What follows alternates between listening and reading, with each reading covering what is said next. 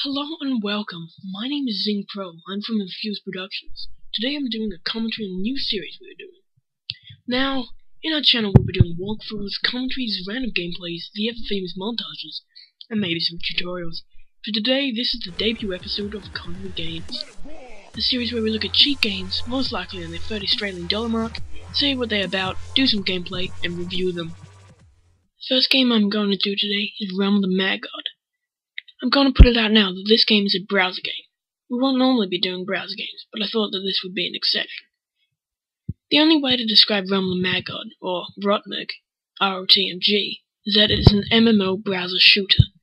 Yes, even though you can use swords, it is still a shooter.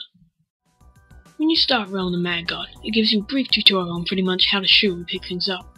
This is a game that is friendly to noobs. Don't need to be good at it because, unless you can dodge, well, there's nothing that sets you apart.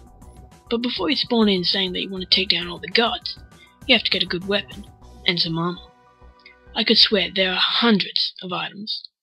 The best way to get all of these items is of course to kill enemies, and to walk inland. The further you walk inland, the harder the enemies are, and the more powerful the items will be. Realm of the Mad God looks like a mix between Minecraft and Fez, with its heavily pixelated graphics and its 2D-ness. The actual landscape of Realm of the Mad God is vast, having to fit 84 players in the world, and the infinite enemies spawning into it. You start off at a beach, then head off into a forest, occasionally finding ruins and random world drops. Then you find yourself in a snow-covered plain or a kind of cave, where a lot of the hardest enemies and gods are. For a browser game that is essentially 2D, it has a lot of exploring, not to mention the keys that lead to different worlds. The gameplay in Realm of the Mad God is repetitive. It can sometimes be annoying just spamming the mouse button, but thanks to the many item upgrades in the game, it is a lot more playable. Now, I should really warn you that since Realm of the Mad God is a browser game, there are many different sites to play it on. I played it on Congregate, though I now know that it has its own official site and Steam download. But whatever site you play it on, you must sign up for it, because otherwise when your cookies and internet history are next deleted, all your precious save files will be erased. This is a must. So, the simple shooter gameplay is nothing really fancy, but with the heavy emphasis on MMO gameplay and teamwork, it is really fun to play with your friends. So just when you're thinking, wow, that's Realm of the Mad God, so who's the Mad God? Well, you may have heard me mention before that he talks in the feed sometimes, normally when you kill one of his gods or protectors. I personally have never seen him in the game, though that's him in the main menu. Let me go back a bit. You may think that running around, shooting enemies and coming across bosses is all nice and dandy, but what is the point of the game? Why all the senseless killing? Well, the answer to that is, off the top of my head, when the server accumulates 25,000 kills, the world begins to shake, and Onyx challenges you to come to the palace of the Mad God. Yes, this is where Onyx comes in. Everyone in the world is teleported to Onyx's palace, and then the fun begins. Pretty much it becomes a clusterfuck of retro lights, laser beams, grunts, level ups, and a lot of noise. It's really fun fighting all the palace guards. Not only do you level up every minute, just a tad bit faster than a COD game, but you just mash the mouse buttons and press the WASD keys like it would make a difference. You may think that this many players would be impenetrable, but it's surprising how fast your team is culled down to a select few. If you stay near the back and away from the direct action, you will most likely survive, but still get the same amount of points as someone in the front line. Though it can be hard because you don't really know what's going on, and you can't tell whether you're taking damage or not. Sometimes you simply get cocky, find yourself yelling Leroy Jenkins, and holding back your tears as you gaze at the memorial screen. I've never made it to face Onyx, partially due to my run-in, swords ablazing, spray and pray attitude towards games. But the Onyx boss battle is really something to look forward to. Something that left me confounded for a while was how to actually change class. When I found that you had to die, I didn't have a second thought about it, until I realized that when you die in Realm of the Mad God, it is permadeath. Permanent death. Some of you may think, shit, this sounds worse than Dark Souls. Not only is it going back to level 1, but losing all your equipment. No, it isn't as bad as Dark Souls. No way near. Fuck you, Dark Souls, fuck you.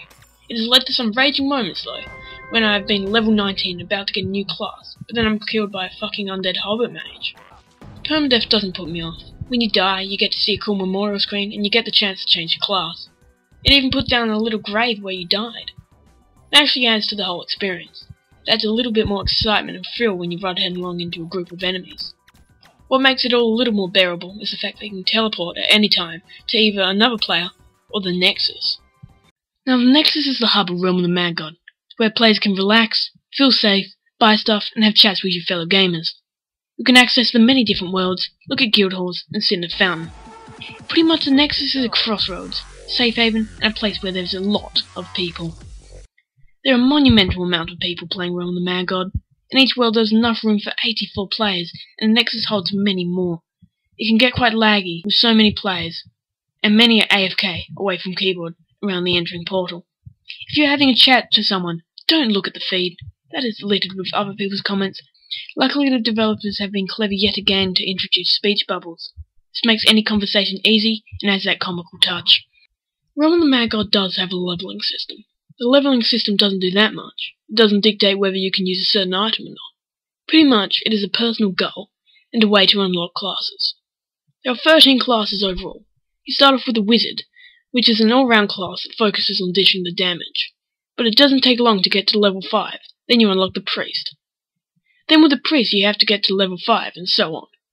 I won't go through all the classes, but this pattern goes on for a while until you have unlocked the wizard, the priest, the rogue, the archer, and the warrior.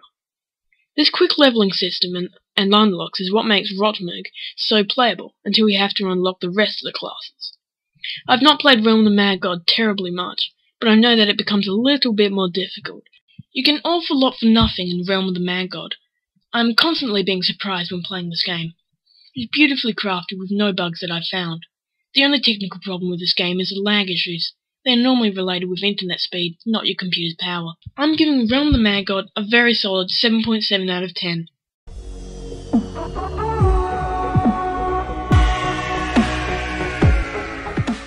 The only reason I'm not giving it any more is because of its longevity.